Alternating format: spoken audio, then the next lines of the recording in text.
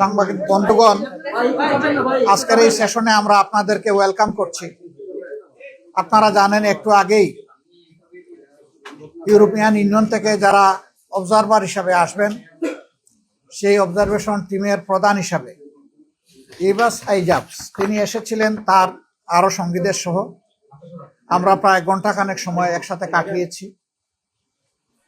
মূলত আলোচনা ছিল ফেব্রুয়ারির ইলেকশনকে সামনে রেখে সাধারণ নির্বাচন এবং রেফারেন্ডাম দুটোই আলোচনায় এসেছে প্রসঙ্গক্রমে। তারা জানতে চেয়েছেন আমাদের দল এবং আমাদের যাদের সাথে সমঝোতা হয়েছে ইলেকশনের জন্য আমাদের প্রস্তুতি কেমন, আমাদের এই সমঝোতা সম্পন্ন হয়েছে কিনা, না হলে কখন হবে। আমরা তাদেরকে বলেছি ইনশাল্লাহ আগামীকালকের মধ্যে এটা একটা ফাইনাল শেপ পাবে। ইলেকশন প্রক্রিয়া চলমান অবস্থায় আমরা আইন শৃঙ্খলা পরিস্থিতি, সরকারের ভূমিকা, নির্বাচন কমিশনের ভূমিকা আমরা কিভাবে দেখছি এটা তারা জানতে চেয়েছেন। সকলের জন্য সমতল মাঠ তৈরিতে কোনো চ্যালেঞ্জ আছে কিনা, থাকলে সেগুলা কি। তারা আবার এটাও জানতে চেয়েছেন যে আমাদের কোনো স্পেসিফিক এরিয়া অফ কনসার্ন আছে কিনা। আমরা বলেছি অবশ্যই আছে, কিন্তু সেইটা আগেই আমরা আপনাদেরকে জানাতে পারছি না।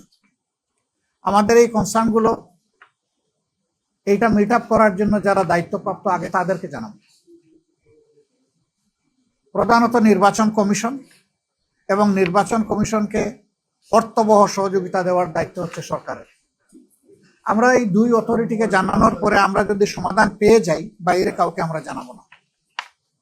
কিন্তু যদি আমরা সমাধান না পাই, তাহলে আমরা এটাকে অবশ্যই জনগণের জানার অধিকার আছে, আমরা জানাবো, তখন আপনারাও জানবেন।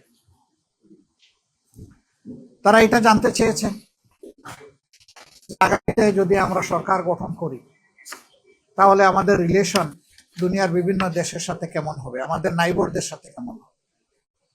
আমরা স্পষ্টভাবেই বলেছি যে বিশ্বের সবগুলা শান্তিকামী, সভ্য এবং গণতান্ত্রিক রাষ্ট্র যেগুলো আছে সবার সাথেই আমাদের সম্পর্ক থাকবে, বন্ধুত্বের সম্পর্ক। যারা আমাদের প্রতিবেশী তাদের সাথে অবশ্যই প্রতিবেশী সুলভ সম্পর্ক আমাদের থাকবে, এবং আমরাও প্রত্যাশা করব তারাও আমাদের সাথে প্রতিবেশীর মতোই আচরণ করবে। সেই আচরণটা হবে পারস্পরিক শ্রদ্ধা এবং সমতার ভিত্তিতে। আমরা কোনো ক্ষেত্রেই কোনো অসমতা দেখতে চাই না। আমাদের ফরেন পলিসির ব্যাপারে, রিলেশনসের ব্যাপারে আমরা বলেছি যে আমরা কোনো নির্দিষ্ট রাষ্ট্রের দিকে ঝুঁকতে চাই না, বরঞ্চ সারা বিশ্বের সাথে বন্ধুত্ব আর সমন্বয় রক্ষা করেই আমরা আমাদের দেশকে সামনে এগিয়ে নিতে চাই। তারা এটা জানতে চেয়েছেন সমাজের কোন সেকশন আমাদেরকে সাপোর্ট দিচ্ছে বেশি। আমরা বলছি কোনো আলাদা সেকশন না, সবাই দিচ্ছে। তবে যুবকরা বিশ্বাস করে তাদের অ্যাসপিরেশন ফুলফিল করার জন্য জামাত যদি কোনো কমিটমেন্ট দেয় সেটা জামাত রক্ষা করবে।